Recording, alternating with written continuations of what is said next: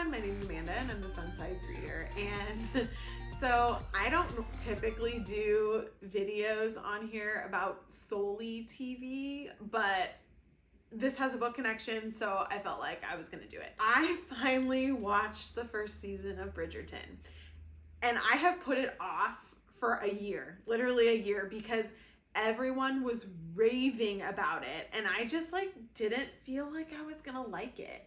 And I couldn't explain why. I don't typically read Regency romance books. I find sometimes that they're hard for me to get into because of the language. Like, the ones that I've tried are written in very old types, period type writing.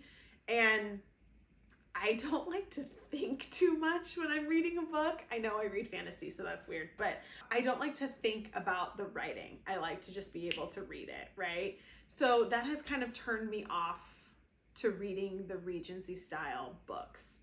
Now, I'm saying all of this saying that I have not read Bridgerton. Okay, I have not read The Duke and I have not read the Viscount Who Loved Me, I think is the second one. And I have only watched season 1. I've only watched season 1. We finished it last night. So I wanted to talk about the show and what I thought in relation to romance tropes. I feel like I could talk about that. I read so much romance that I was watching this going okay, this trope and this trope and this trope. First off, the show was great. I really, really liked it. My husband and I watched it together and he actually really enjoyed it too. We like the gossipy kind of shows and the drama. So one of my sister, one of his cousins, my cousins, my friends, everybody was if you just like the drama, you'll love this show. So went into it hoping that I was not gonna hate it.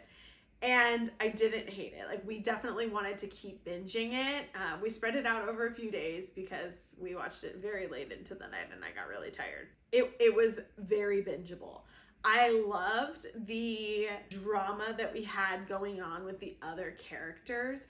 I feel like sometimes in romance books you don't get that other drama. So I was really curious if that actually happened in the book. I haven't read the book. I don't know if I'm going to read the book, but I was curious if we got the other drama in the book because I think that was super entertaining. But when we first started the show, I was like, okay, this hits all my tropes, enemies to lovers. Yes. Not fake dating, but kind of fake dating. They were fake dating. They were plotting against everybody else to try to get her a match and to get him to, not have all the moms coming after him. So I call that fake dating, and then turned into fake marriage, which I also like in books because Outlander has that too. So it hit all of these tropes. But my biggest complaint was that by the end, I did not feel that he caught the feels that I wanted him to catch.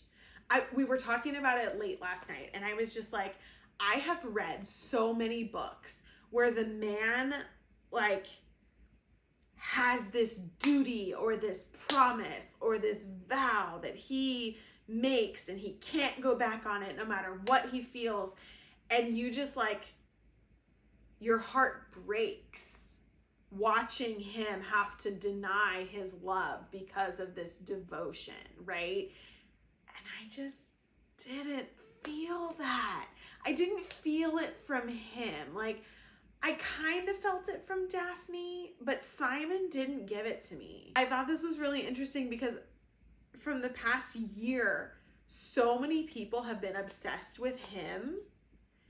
And I was I just don't see it. He did not get, I felt more for Anthony having to give up Sienna. I felt his pain and I felt his duty as the Viscount and having to push aside what he wanted.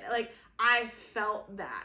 But I feel Simon didn't give it to me.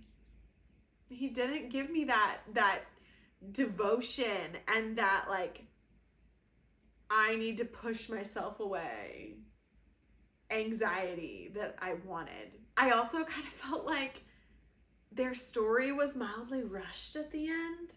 Like we followed them the whole time. And then at the end, in the last 2 episodes, we got a lot of the other people's stories. And then they kind of tidied theirs up and tied a bow and made it all pretty right in the very end. And I think that may be why I didn't catch his feels, was because I felt like it was a little rushed in the end there. So I don't know.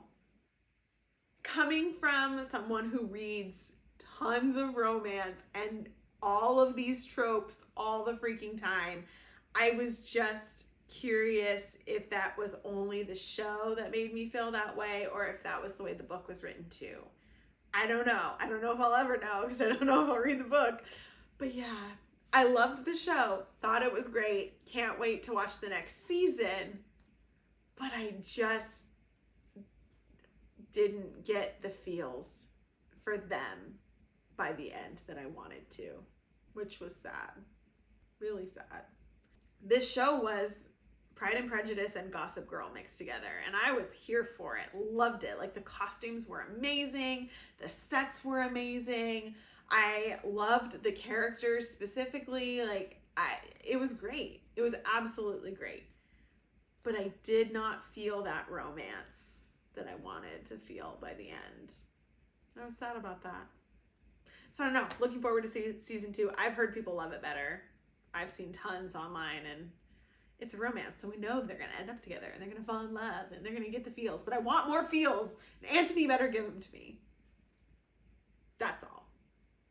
Leave me a comment below and let me know what you thought of season 1. Please, no spoilers for season 2, please. I tried to not talk about specific things that happened. I didn't want to give up who Lady Whistledown was. I was wrong in my prediction. Please don't spoil it, because that's not fun. I waited a year and it didn't get spoiled for me, so that was pretty great. Like, good job, internet. All right, don't forget, you can find me on Instagram, Facebook, and TikTok at The Fun Size Reader. See you guys next time.